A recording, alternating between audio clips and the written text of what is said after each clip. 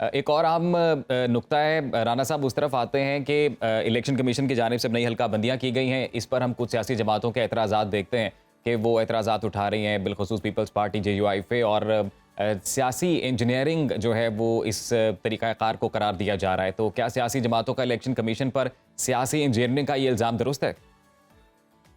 देखें, जब कोई भी काम हो, अदालत में भी इवन कोई फैसला आए तो उसके एक फायदे में जाता है और एक नुकसान में जाता है। बिल्कुल। तो फिर लोग अपील करते हैं। इलेक्शन कमीशन ने कोई काम फाइनली खत्म नहीं कर दिया। उन्होंने जो हल्का-बंदियाँ की हैं, उस पे एतराज़ात माँग लिए हैं, लोग एतराज़ात जमा करा रहे हैं। उनकी समाअत होंगी, फिर उनके फैसले होंगे। और 30 नवंबर को जब हतमी फ़हरिस्तें शाया कर दी जाल के बना दिए जाएँगे, तो आप बताएँ कि क्या कोई का अदालतें बंद हो गई हैं?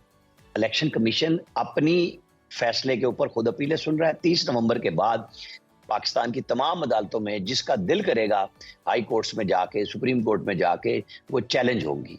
लेकिन मैं आपको ये बता दूं कि 30 नवंबर को हल्का बंदियों के साथ ही पाकिस्तान के अंदर आम इंतखाबात का शेड्यूल इलेक्शन कमीशन हुँ। उसी दिन इशू कर देगा। अब वो 28 जनवरी है, वो 4 फरवरी है, वो अगला कौन सा उसके बाद का इतवार है जिसके ऊपर मौलाना फजलुर रहमान को सर्दी याद आ गई। यहाँ तो 3 फरवरी 1997 को भी इलेक्शन हुए हैं, यहाँ राना साहब, 18 एक और फरवरी चीज़ को ज़रा क्लियर 2008 को कीजिएगा, भी इलेक्शन हुए इसी हैं। मामले को लेकर एक और चीज़ को क्लियर कीजिएगा कि नई हल्का-बंदियों, ये जो अभी हल्का-बंदियाँ हुई हैं, इससे असेंबली की नशिस्तों पे तो कोई फ़र्क नहीं पड़ा, क्योंकि इसके लिए कोई, फिर अगर फ़र्क नहीं पड़ा तो कोई आईनी तरमीम भी दरकार नहीं है, तो इंतखाबात के रास्ते में तो कोई तकनीकी रुकावट तो नज़र नहीं आती बज़ाहिर।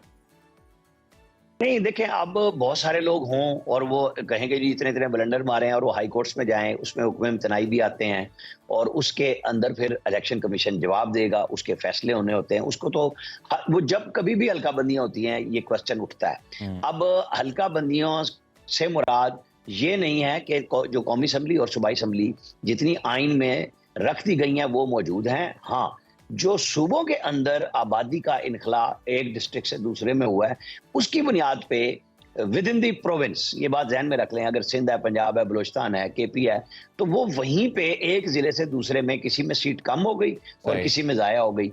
जो एक सूबे की मुतय्यन सीटें हैं कौमी असम्बली की और प्रोविंशियल असम्बली की, वो उतनी ही हैं। हुँ। सिर्फ उनकी हदबंदी ये तब्दील हुई है कि सांगड़ से एक सीट बिलफर्ज कराची चली गई है, जामशोरों से कहीं और चली गई है, जेहलम से कोई पिंडी में आ जाए। ये हो सकता है। ये नहीं हो सकता कि वो पिंडी से निकल के तो वो केपी में चली जाएगी, वो हुँ। नहीं हो रहा, क्योंकि उसके लिए आईनी तरमीम की जरूरत होती है बिल्कुल। कि ओवरऑल कौमी और सूबाई असम्बली की सीटों का इजाफा किया जाता है, क्योंकि आबादी तो बढ़ ही रही है, ज़ाहिर है, कम होने की तरफ तो हम माशाल्लाह आते ही नहीं है। सही। तो लिहाजा बढ़ने का ही होता है कि अगर बढ़ गई है, और इसीलिए हल्का बंदियों में जो वोटर्स की तादाद है ज्यादा कर दी गई है, क्योंकि आईनी तरमीम करके जो बनती थी ज्यादा सीटें वो नहीं हो सकी। हुँ। ये इन्हीं सीटों पे इन्हीं सूबों के अंदर गुजारा किया जाएगा।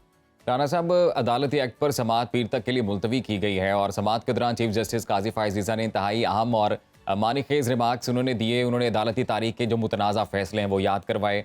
तो आपको क्या लगता है कि नज़रिया ज़रूरत अब हमेशा के लिए दफन होने जा रहा है?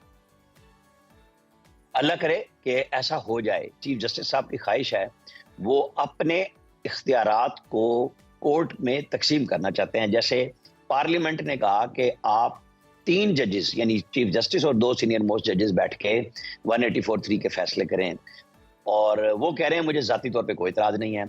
आपको याद होगा कि कल एक सीनियर जज बार-बार कह रहे थे कि नहीं, यहाँ पे टेन्योर है, रिटायरमेंट हो हुँ। जाती है, तो फिर उन्होंने हँसते हुए कहा कि फिर मेरी रिटायरमेंट का इंतज़ार करेंगे।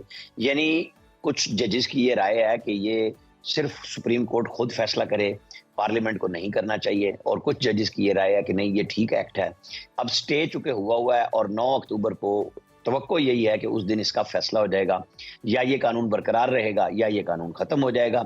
चीफ जस्टिस ऑफ पाकिस्तान अगर अपने तय फैसला करते तो फिर नया चीफ जस्टिस आके फिर फैसला कर सकता है। अगर इस कानून को अप होल्ड कर देती है सुप्रीम कोर्ट के ये ठीक है और इसके अंदर इख्तियारात को तकसीम किया गया है, कम नहीं किए गए सुप्रीम कोर्ट के इख्तियारात के अंदर कोई इंतजामी मुदाखलत नहीं हुई है, बल्कि पार्लियामेंट ने ये कहा है कि कोई एक शख्स रोस्टर ना बनाए, जो अहम मामलात हैं उसमें ये 3 रुकन जो सीनियर तरीन हों, जिसमें चीफ जस्टिस हों, वो बैठ के फैसले करेंगे बेंच कौन सा होगा, 184(3) का सुओ मोटो कैसे होगा, आईनी पोजीशन होगी तो किस तरह बेंचेस होंगे। अब इसके ऊपर हमें और आपको देखना है। उन्होंने गुफ्तगू बहुत अच्छी की, उन्होंने माजी में जो सुओ मोटो लिए गए, उन्होंने पहले भी जिस दिन पहली समाअत थी उस दिन भी कहा कि $6.5 बिलियन की डज लगी रेकॉर्ड डेक में सुप्रीम कोर्ट के एक फैसले से। जी जी। और फिर जब उसकी वो पार्टी दोबारा मना के लाए तो उन्होंने कहा हमें सुप्रीम कोर्ट से लिखवा के देंगे, फिर हम काम शुरू करें।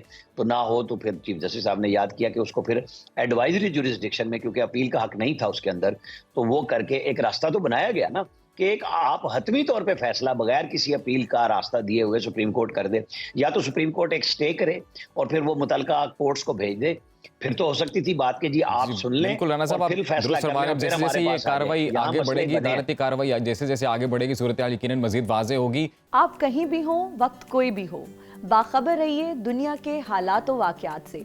अभी सब्सक्राइब कीजिए सुनो न्यूज़ के YouTube चैनल को और क्लिक करें बेल आइकन को, ताकि आप हमेशा बाखबर रह सकें।